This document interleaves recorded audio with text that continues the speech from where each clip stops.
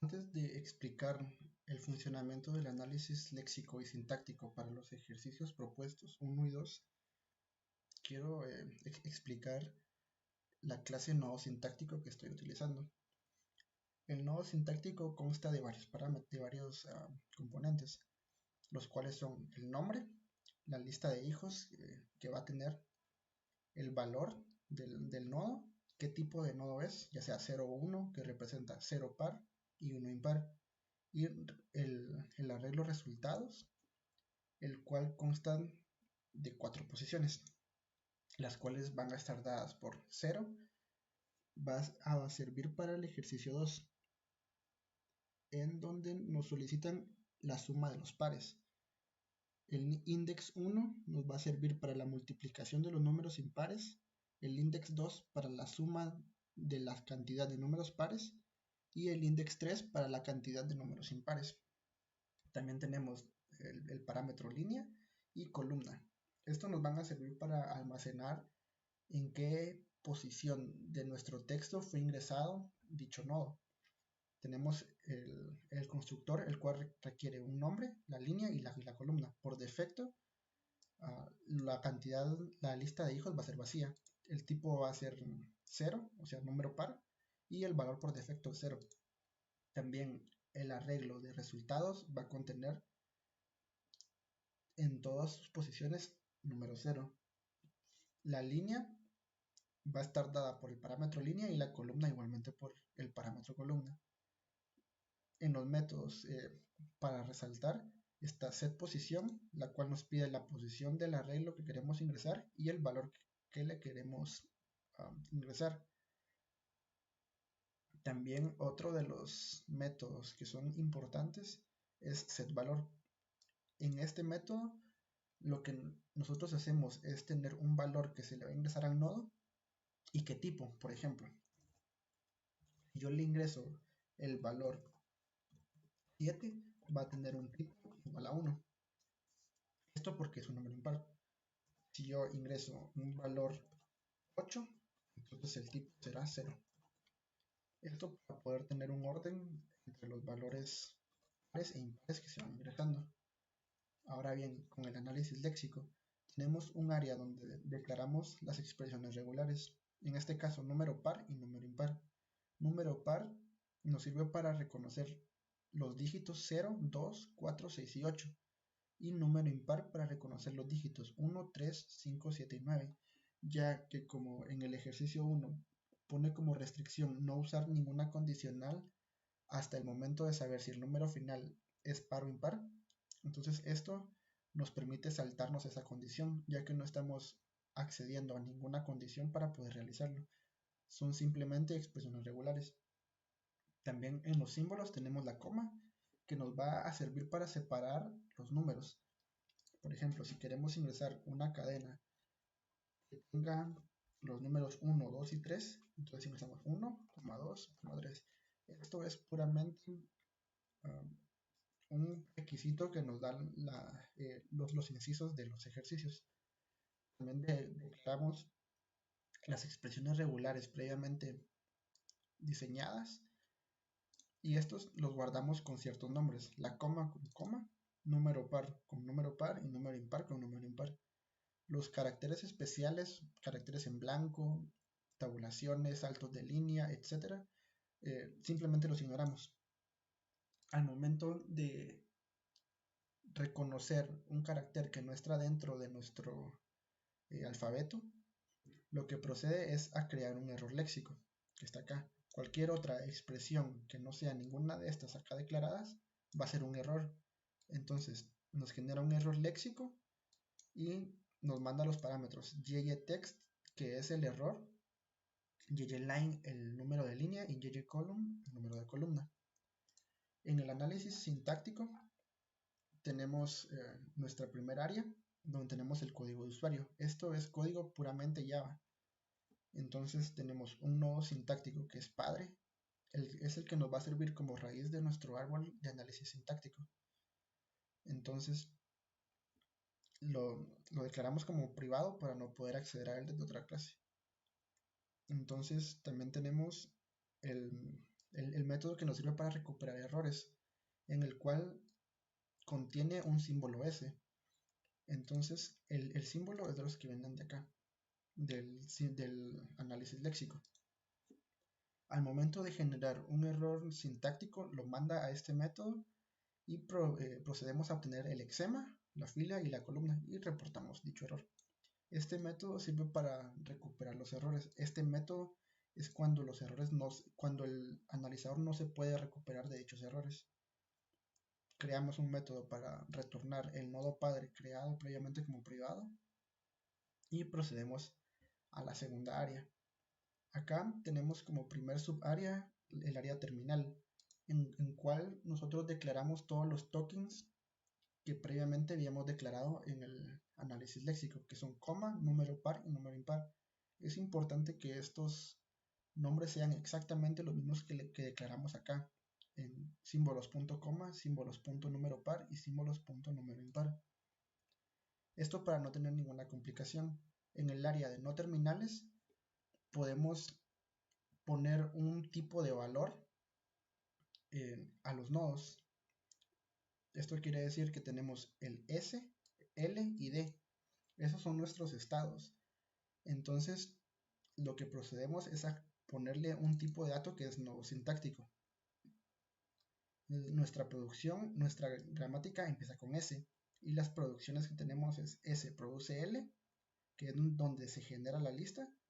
L produce L, D, que es donde vienen los números, por ejemplo, 0, 0,1, 2. Acá estamos accediendo a esta producción. Tenemos también L que produce D, que es donde únicamente ingresamos un dígito, solo 0, 1, 2, pero es únicamente un dígito. Y por último tenemos D produce número par y D produce número impar. En la explicación de la parte de las producciones de D, nosotros tenemos que declaramos un nuevo nodo sintáctico temp y le colocamos como nombre número, que representa un nuevo número dentro de la lista. A left y a right nos sirve para acceder a la fila y a la columna de donde se detectó dicho token. Esto podemos acceder gracias a esta porción de código, 2.a, luego de un token, de un no terminal, de un terminal, del prácticamente lo que sea que nosotros querramos. Le agregamos un set valor, que este va a ser el valor que ya trae nuestro número A, que es este de acá. Si ingresamos a la producción D produce número impar, entonces colocamos como tipo 1. Y en set posición, esto nos sirve, la set posición nos van a servir para el ejercicio número 2. Set posición 1 nos quiere decir los números, es la multiplicación de todos los números impares. En este caso, como es el primer dato, entonces vamos a tener que el resultado va a ser el número que trae dicha parte, o sea, el número impar, por 1, ya que es el primer dato. Y la posición 3 nos permite acceder a la cantidad de números impares que están en la lista.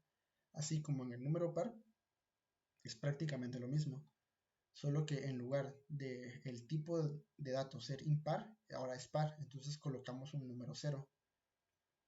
Y en set posición 0, nosotros accedemos a la suma de todos los números pares. Como es el primer dato, entonces la suma va a ser igual al ese dicho dato que está ingresando por primera vez. Y en la posición 2, que es la cantidad de números pares que se han ingresado, colocamos 1, ya que es el primer dato. En la producción L produce D, solo retornamos dicho nodo que se creó en la producción D, que es uno de estos dos, el temp con valor 0 y temp con tipo 1. Procediendo a la lista, acá es cuando viene 0,1, 2, ya es una lista totalmente de números. Entonces procedemos a analizar B. Si el tipo de B es 0, o sea, B punto tipo, si es 0, Entonces analizamos a punto tipo, que es la lista que ya viene, y si esto es 0, entonces el resultado res va a ser igual a 0. Esto a las sumas, la comprobación de tipos. Entonces, si B es par y A es par, tenemos como resultado un número par. Si B es par y A es impar, la suma de un par con un par, nosotros obtenemos un número impar. Si B es impar y A es par, nuevamente un número impar. Si A es impar y B es impar, nosotros obtenemos un número par. Esta es la lógica tras estos switch, donde nosotros analizamos el tipo de B y el tipo de A. Entonces, esto en código se ve representado a esta porción de código de acá, en la cual nosotros primero hacemos un switch del tipo de B, si es 0, hacemos otro switch donde realizamos esta comprobación, 0 o 1, y agregamos el set valor, que acá representa la suma de todos los números, y si es 0, le agregamos que es número par. Si es 1, que es un número impar, el que dio como resultado. Esto para no utilizar las comprobaciones por medio de una condicional. Set posición es para el segundo ejercicio, en donde cual con 0 accedemos al espacio de memoria que nos va a servir para la suma de los números pares. Entonces por eso acá tenemos la suma de la lista que ya viene y el nuevo dato, que es B. En la posición número 2, nosotros accedemos a la cantidad de números pares. Por eso es la cantidad que ya teníamos más 1, que es el que recién se ha ingresado. Al contrario, si el tipo de B es 1, esto quiere decir que el número que viene es un número impar. Entonces, si tenemos impar más par, devolvemos impar. Si tenemos impar impar, devolvemos número par. Acá esta condicional que está acá sí se puede hacer, ya que en el segundo ejercicio no hay una restricción sobre la utilización de condicionales. Entonces esta se usó para saber si el dato que se está recibiendo como lista es el primero o no. Entonces accedemos a la posición 3, donde se están almacenando la cantidad de números impares ya ingresados. Y si esta es 0, o sea, es el primer dato que viene, entonces en posición 1, donde almacenamos la multiplicación de números impares, nosotros le agregamos como multiplicación el número que viene por 1. Esto para que no nos dé el problema que nosotros mismos generamos acá, cuando al arreglo nosotros le ponemos que empieza con 0. Entonces, si nosotros traemos esto y no hacemos esta condición, el resultado siempre será 0, ya que el primer número va a ser 0 y cualquier número multiplicado por 0 como resultado nos devuelve 0. De lo contrario, si no es el primer número impar, devolvemos el dato que ya teníamos por la multiplicación del nuevo dato que estamos ingresando. Por último, en la posición 3 de nuestro arreglo, nos sirve para contar los números impares. Entonces, lo que le mandamos como parámetro es el número de números impares ya ingresados y el nuevo dato, que es el más 1.